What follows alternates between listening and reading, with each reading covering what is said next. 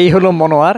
কখনো সে মাছ বিক্রি করে, কখনো সে ফল বিক্রি করে, এখন সে শীতের পিঠা বিক্রি করছে।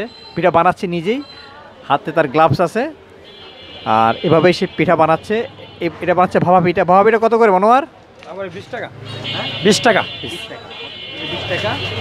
আর এর বাইরে আরও পিঠা আছে, সে এখানে বানায়। এদিকে আছে এখানে কুলি পিঠা আছে, তেলের পিঠা আছে, পাটিসাপটা আচ্ছা, আছে। কি কি পিঠা আছে এখানে? কুলি পিঠা আছে, তেলের পিঠা আছে, পাটিসাপটা আছে, নকশি পিঠা শেষ হয়ে গেছে, মেরা পিঠা আছে। কোন পিঠা কত দাম? সব 20 টাকা পিস, মেরা পিঠা 10 টাকা পিস। এই হলো তার পিঠার দোকান। আর এই ভাইয়ের কি নাম? আমার নাম রিপন।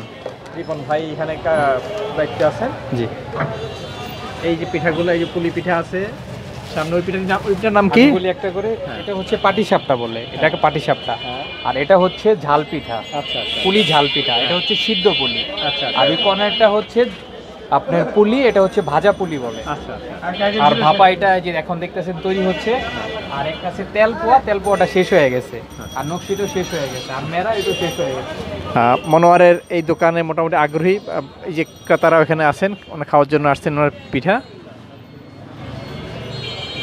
আমরা চাই মনোয়ারের এই দোকানটা সফল হোক, ভালোভাবে সে ব্যবসা করুক। এই হলো আমাদের মনোয়ার।